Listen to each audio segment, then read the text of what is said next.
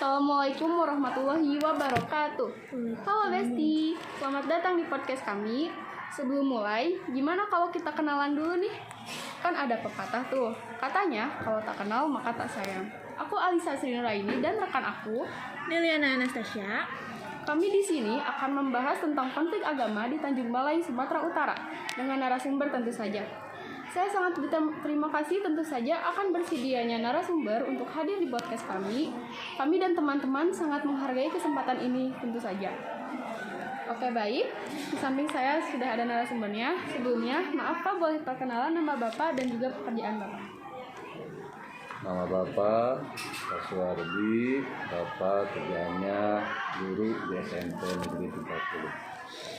Oke baik Pak, nah sebelumnya menurut Bapak, apa arti penting Pancasila sila ke-1? Kan negara kita negara yang berketuhanan yang Maha Esa. Sila 1 menggambarkan bahwa kita adalah betul negara yang berdasarkan atas ketuhanan yang Maha Esa. Oke, ke pertanyaan selanjutnya. Contoh sikap apa saja sih Pak yang termasuk ke dalam sila ke-1 Pancasila? Praktek agama ya, bukti bahwa kita orang yang beragama adalah kita satu, menjalankan ibadah kita sehari-hari, 2, hidup rukun dengan tetangga, 3, berbuat baik pada sesama, dan lain-lain.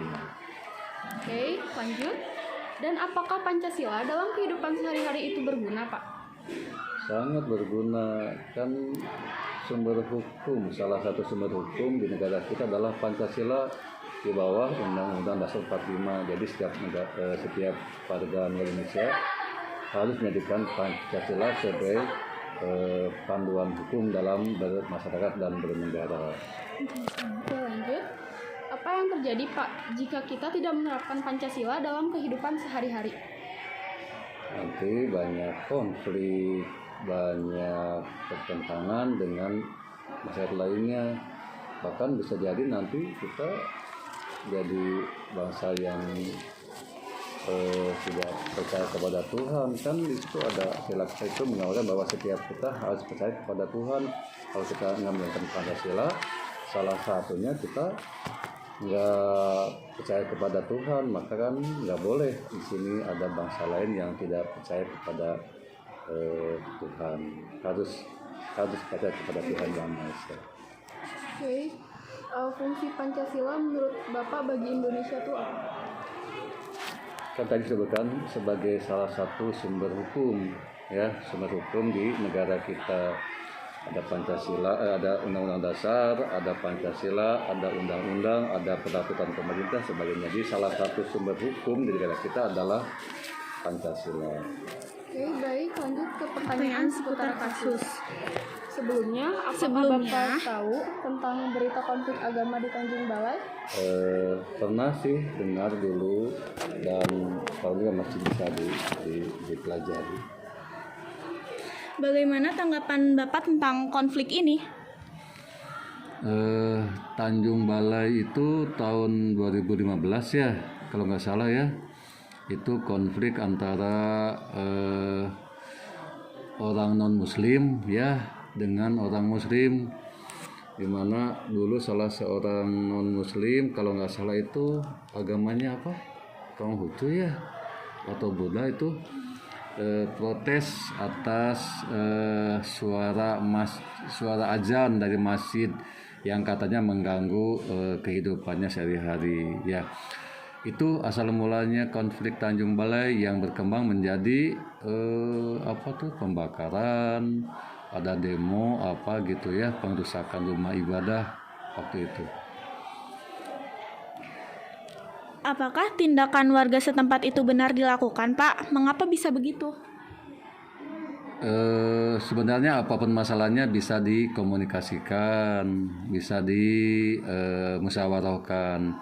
Kalau ada sesuatu yang tidak enak, mungkin bisa dulu komunikasi baik-baik dengan bahasa yang baik, dengan cara yang baik, tidak ujuk-ujuk misalnya protes dengan suara keras, menghakimi dan sebagainya, sehingga orang lain mungkin meskipun benar, kalau caranya nggak benar kan jadi salah juga ya. Apalagi ini hal yang udah biasa di negara kita kan mayoritas Islam. Azan itu salah satu ibadah yang mesti dikumandangkan, memberitahu kepada orang banyak.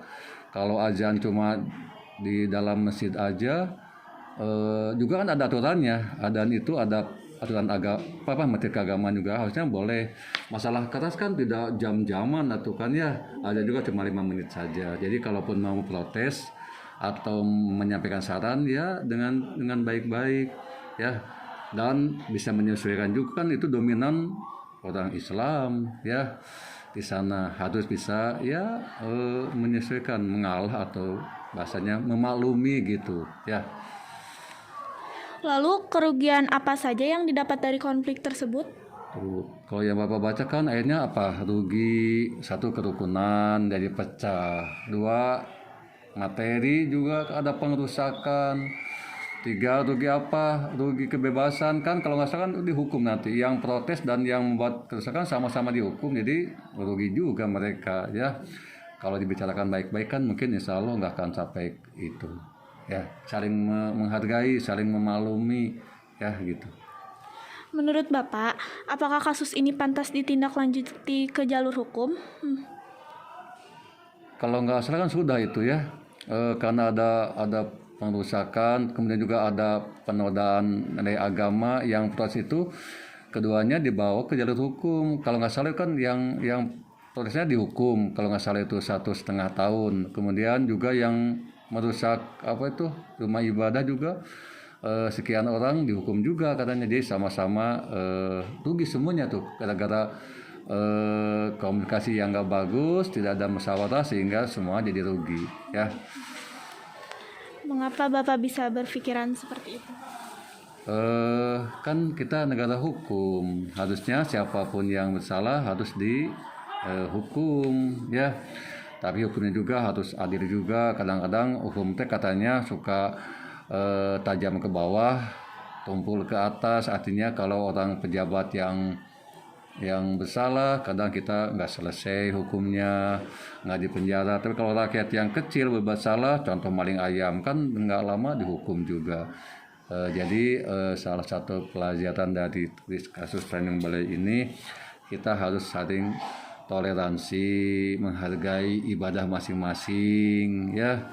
Kalau mau ada protes, ada usul, sampaikan dengan cara yang baik dan sebagainya ya. Tidak main kekerasan, tidak pakai bahasa yang mengundang orang emosi. Itu kan gara-gara ngomongnya katanya kurang bagus, sehingga orang-orang emosi, sehingga ada pengerusakan.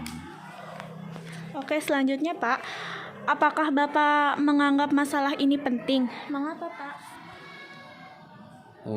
Maksudnya penting itu penting. Kalau bisa mah jangan ada masalah itu ya, jangan sampai muncul masalah. Karena muncul masalah itu jadi pentingnya harus diselesaikan dengan baik. Keduanya ke depan jadi pelajaran, jangan sampai nanti ada lagi kasus semacam itu ya. Meskipun ada saja orang yang sengaja memancing di air keruh, jadi kesempatan untuk menimbulkan keributan di masyarakat. Untuk pertanyaan selanjutnya, apakah menurut Bapak masalah ini juga dianggap penting bagi masyarakat yang lain? Mengapa bisa begitu, Pak? Baca lain penting, maksudnya gini, ya ketika ada suatu kejadian, kita pelajari kenapa, ambil hikmahnya, ambil pelajarannya, ya, agar nanti ke depan pihak kalian jangan sampai terjadi hal semacam itu ya. Jadi pembelajaran buat semua orang ya, tentang kerukunan, tentang menghargai orang lain, tentang berkomunikasi yang baik gitu. Oke, baik Pak, sebelumnya sudah ada kebijakan tentang konflik agama yang ada di Indonesia, yaitu pada pasal 156 yang memidanakan mereka yang di muka umum mengeluarkan perasaan atau melakukan perbuatan-perbuatan yang bersifat permusuhan, penyalahgunaan, atau penodaan terhadap suatu agama yang dianut di Indonesia. Menurut Bapak, apa keuntungan dari kebijakan tersebut? Iya, aturan dibuat agar kita tertib.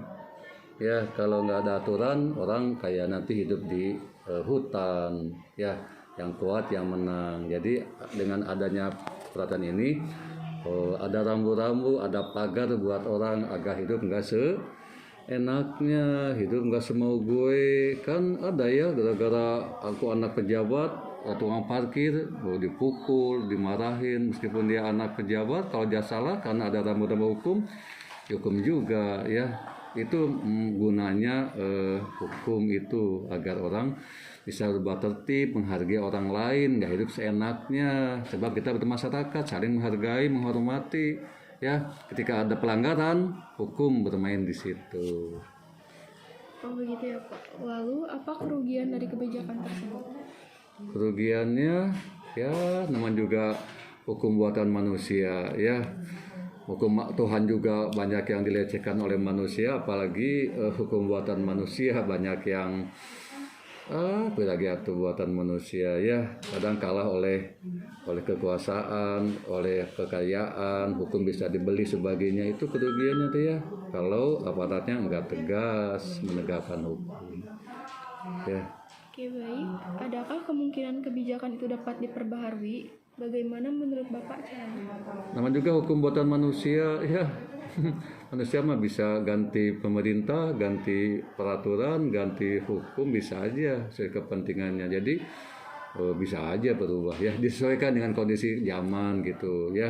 Ketika ada tuntutan, dulu mah nggak ada kan hukum undang-undang IT, nggak ada. Ketika muncul IT dibuat hukumnya, aturannya. Kenapa? Kembali supaya apa? Tertib hidupnya, nggak hidup seenaknya, nggak main HP, nggak membuli, nggak menyampaikan hoax, nggak menyebarkan fitnah sebagainya. Ada aturannya sehingga kembali tertib dan saling menghargai. Ya, baik, Pak. Apakah menurut Bapak kebijakan itu perlu diganti? Ya lihat sikon ya gimana pemerintahnya, ketika ada diperlukan lebih penting atau ada hal yang baru mungkin diganti lagi ya, bisa aja kan, nggak harus kayak hukum agama mah kan udah begitu, udah pasti. Manusia mah ya udah saja bisa diganti tergantung situasi.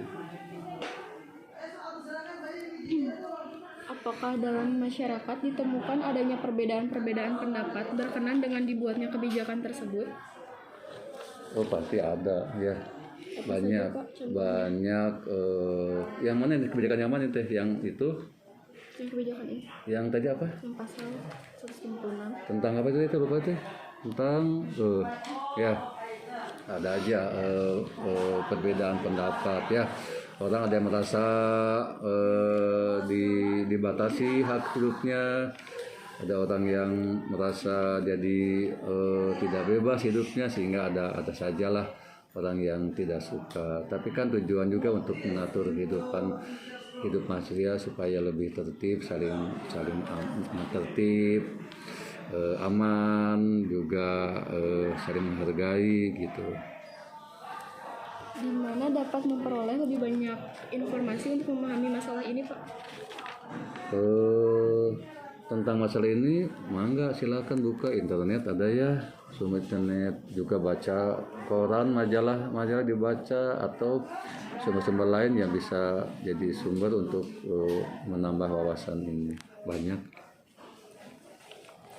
Ya, kita sudah di ujung video nih. Jangan terlalu lama deh ya closingnya, kasihan kameramennya. Baik, terima kasih Pak untuk kehadiran di podcast kami ini.